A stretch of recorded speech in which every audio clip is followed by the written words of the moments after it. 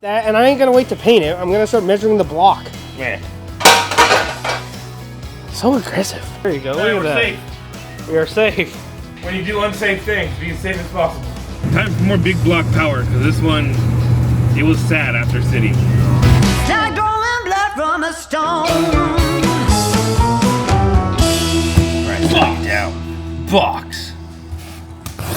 We do need to get a new knife, though. Well, what am I doing here? Well, basically, we got a new shop, and I decided that to order a couple parts to get this project rolling of the truck. Basically, the space is here for the truck and other projects that come in mind onto this channel. But yeah, here's me doing an impromptu unboxing of some parts. Wow, this whole box.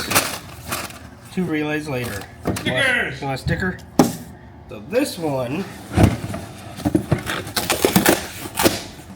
Hey, look, caliper, the resistor, or relay. You're a resistor. There's the battery tray. Jared's been always bagging me on these, the door locks. Because yours don't match. We are here in the shop today. It's so weird saying that. But as you saw earlier, is that we got a whole bunch of parts. The whole goal here is to put those parts on and install them. We're gonna measure the block later tonight, so I'll pull this sucker out, pull this engine out, and start measuring the bore of the 454 that we all got machined. Jared's currently outside touching up his ride. The other night we actually polished his RAV, so you can see how nice and clean it is. He's trying to work on the plastics right over there. Right, Jared? Yeah, that's what I thought. So yeah, that's pretty much in today's video. And we're going to probably take a lot of notes, especially with getting the pistons and finally getting the rods for the block. The idea is to actually get this truck reliable and kind of do the engine, the transmission last, and then kind of work on the cab. We're not going to really so much focus on the body because this is supposed to be like a farm truck. Gonna have a really nice interior, a really nice engine bay. That's the whole entire goal of this project. I'm gonna wait for Jared and we're gonna fuck around and find out and see what we're gonna do. So hello there, buddy. Hello there. Here we are once again. Here we are once again. It is pickup day. We're off to go pick up the engine. It's been machined, painted. It's probably gonna be definitely a night and day difference. Time for more big block power, because this one, it was sad after city.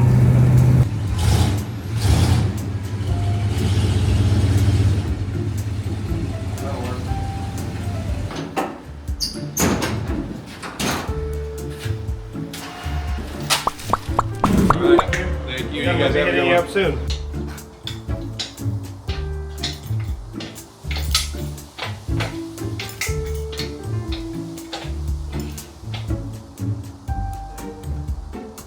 So you don't know the shackle. It's the thing right there attached to the engine Nick's got his hand on. It could make the job easier, but why would we want to do that? Alright. You got this. So we have to remove the legs here. Which thankfully it's not too hard. So we haven't found a downside to the fancy. Yeah, it's not the normal one. I mean, I guess me and Jared's never really worked with a engine stand that can spin itself, but we'll make it work. Because usually we just take off that piece on the engine stand, bolt it right to the motor, then you can fish it into the hole, right up to that fancy life, but we don't got the fancy life at home. All right, he had a brain fart. I didn't have a brain fart. We were just contemplating how to create more OSHA problems. I don't know what you're talking about. As you can see, I don't have a lot of space. However, if I pull this engine stand all the way out by using this as the wheels and pulling it out, it's gonna be a little sketch because we gotta go to the last hole here.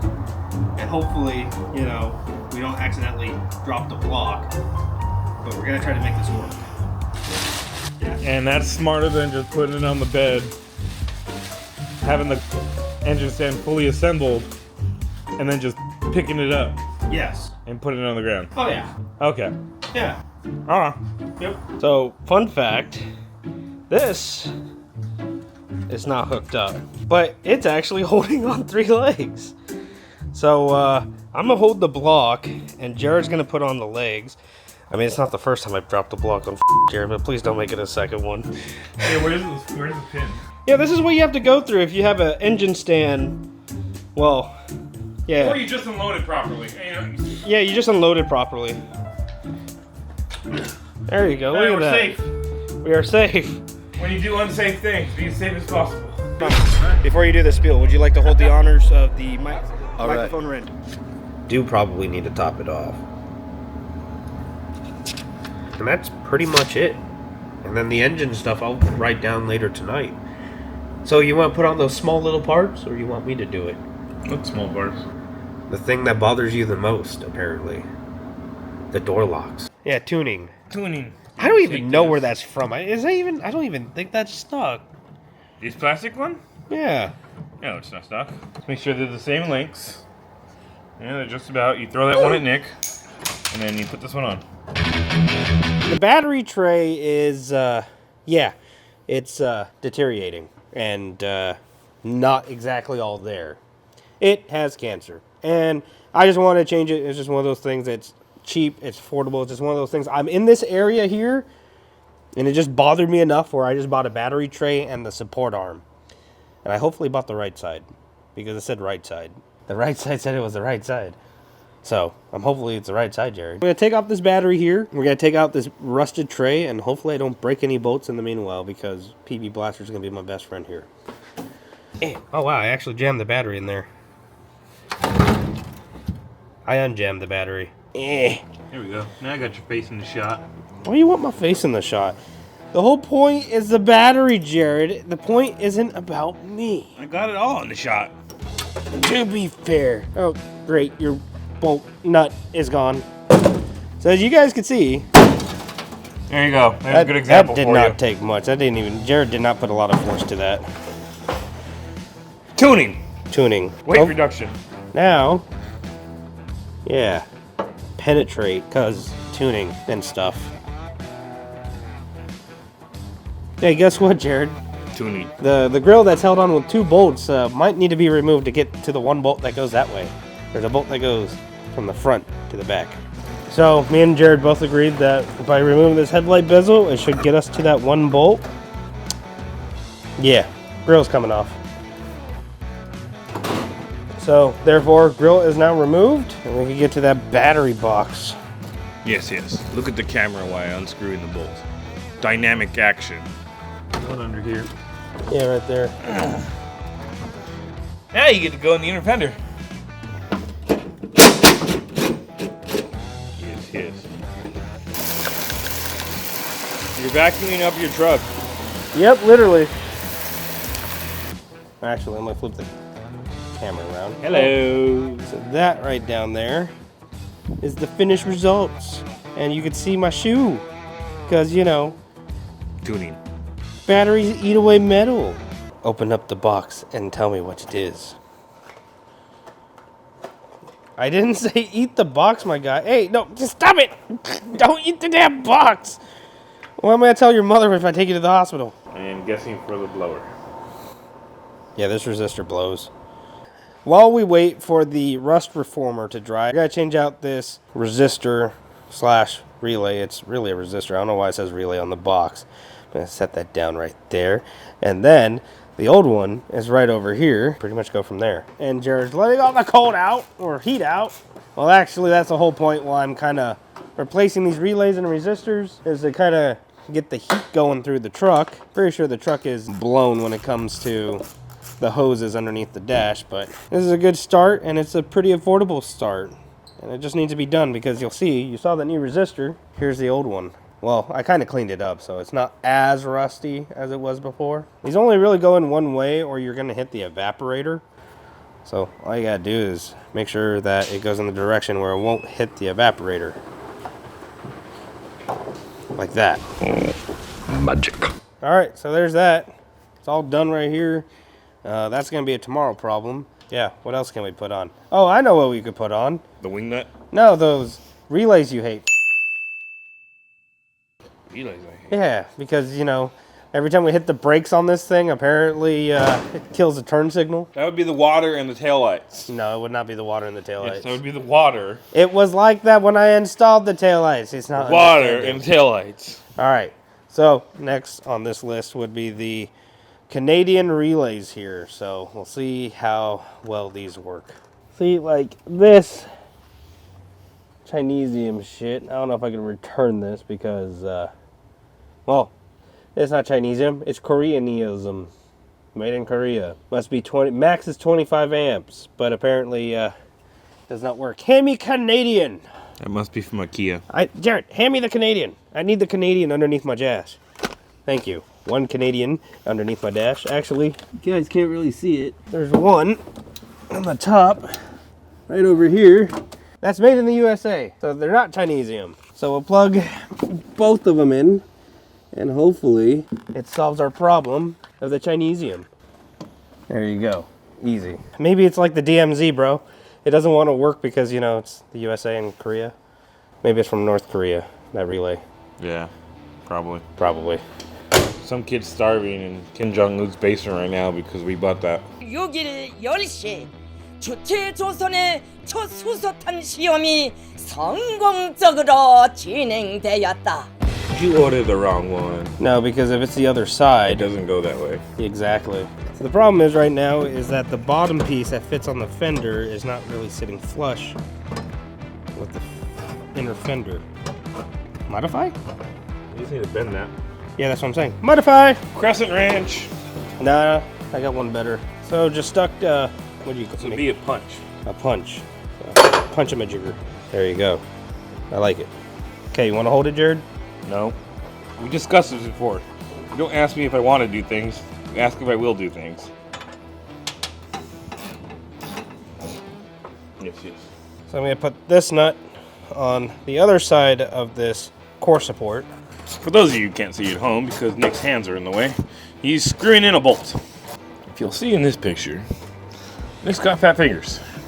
So we don't have anything here to rivet it. Now the fun part is going to find a bolt. So let's see if I have anything actually. Should I do a flat washer? Nicholas, What? this is actually a bolt. It is an actual bolt. Yes. Okay. He was telling me it was a. Well, the Rivet. top looks like a rivet, but It is I a thought I would bolt. double check. Okay. Oh, I see what they did there. Yeah, it's a flat bolt. Oh, I think I might have that size. I think I have that size brand new. Yeah, the top's flat for the battery. Gotcha. And you bent it. I didn't bend it. It's not bent. I'm not saying the bolt's bent, but I'm like, to get to it, it's bent. I'm just like, yeah, guys, how am I going to get to that? Because Jared decided to use his big feet and step on it. Okay, I got 2 fingers on it. Tuning. Meh. It functions. It'll do? It functions better than my X's. All right. So that'll do. This is why I handed you the bolt back, so you could find a nut, and then find the proper tool for that nut, because you have a whole bunch of tools over there, I know.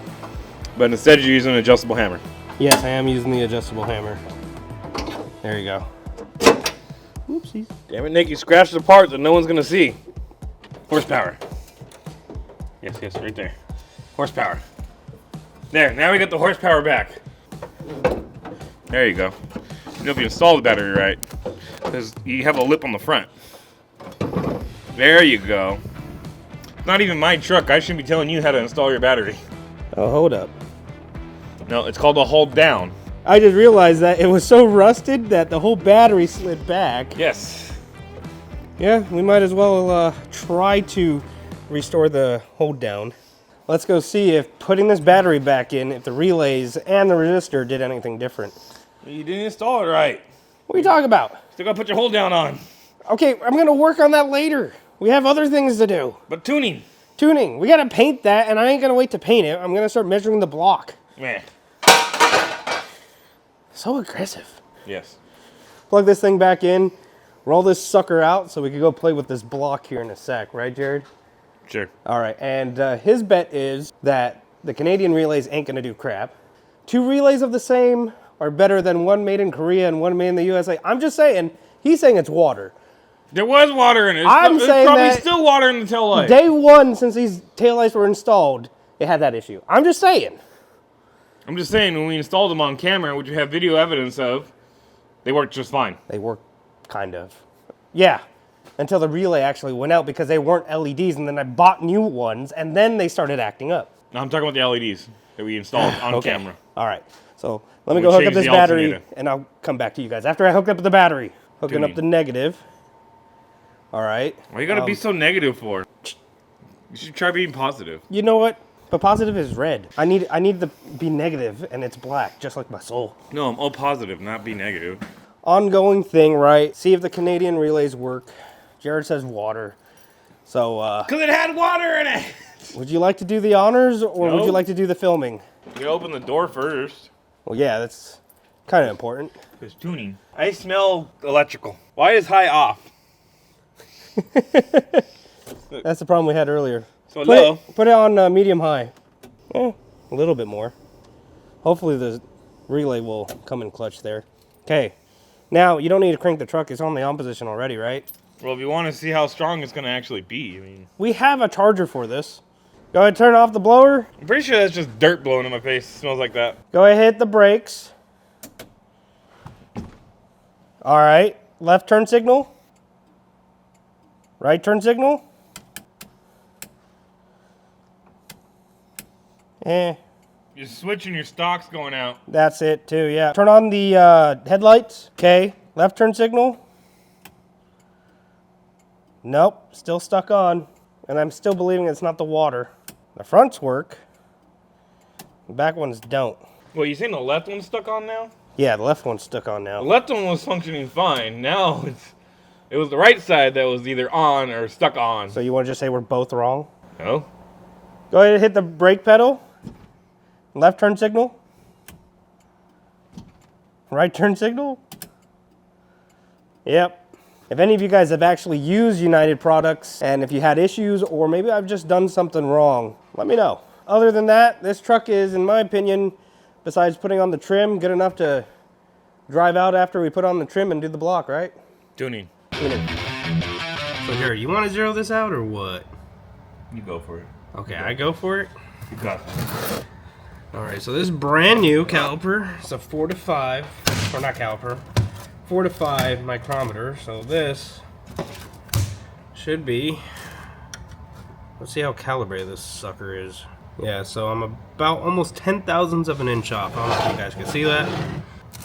Let's see if this handy dandy tool will allow us to adjust it accordingly. What are you doing? You're not supposed to click it that much.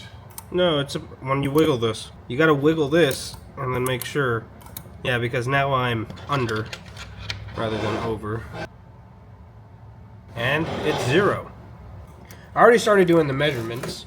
So on here on our cylinder bore gauge, we are already using the 2.2 and 8,000ths of an inch washer. So let's bring the block over here. Okay.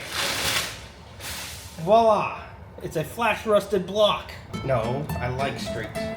I'm just showing camera. You got rotisserie. He does cool things. It's like a show. Yeah. Man, still haven't greased this thing, so it's a little jumpy. What's your excuse now? There's grease gun in here somewhere. Okay, Jared, would you like to do the first Annas? No. Were you always bad at measuring? Is that what you're telling me? I haven't done this in years. It's been over 10 years. Get that dot to push in. Yep, just like that. There we go. Okay, move it back and forth. Yeah, I remember that. Yeah. Let me get somewhere I can see the gauge. Oh shit. Let go of it. Yeah, it's these you move. No, this one I move. Now put it back to 0. Eyeball engineering this bitch. There we go. That's perfect tuning. Did you touch this? No. If you haven't figured out by now, this isn't a tutorial. It's just us struggling. Okay, good. We can tighten it. Finger tighten. So what Jared's doing, he's going to measure this side, and then he's going to measure that side to see if we get the same measurement. Yeah. Why would you want to measure your own block rather than having the machine shop do it?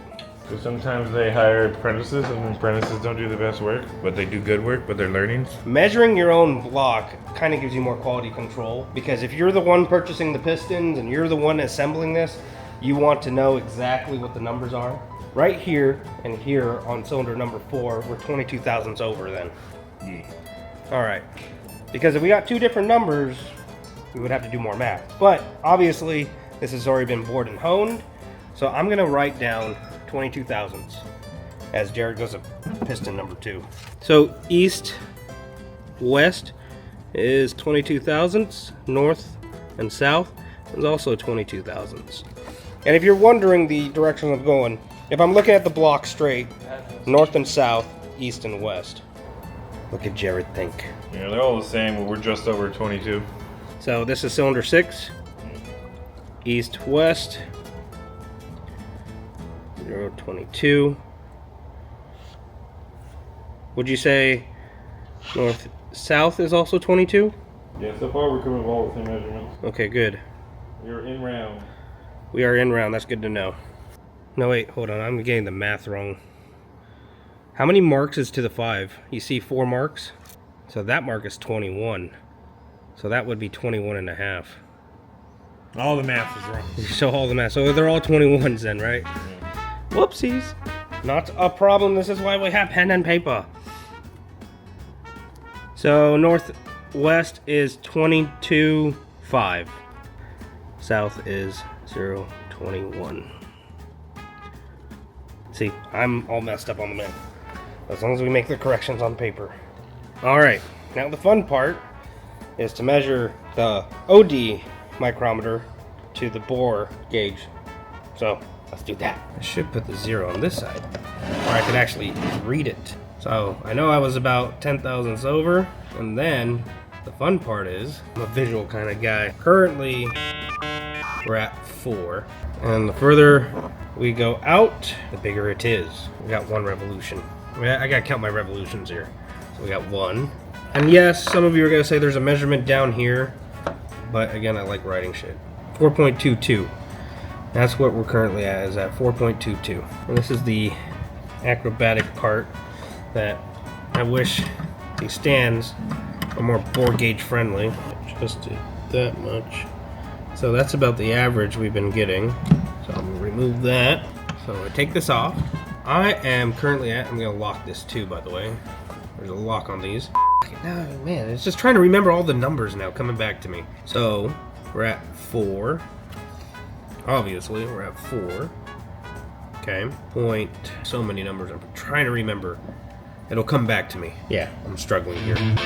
I've been talking to myself and my brain started remembering things. I tried Googling it, but if I remember, the hash marks right here on the dial is going to tell me my 3rd decimal point, while the dial itself will tell me my thousandths of an inch, my 2nd decimal point, and then the little hash marks on here are 0.25, and every 0.25 makes 1.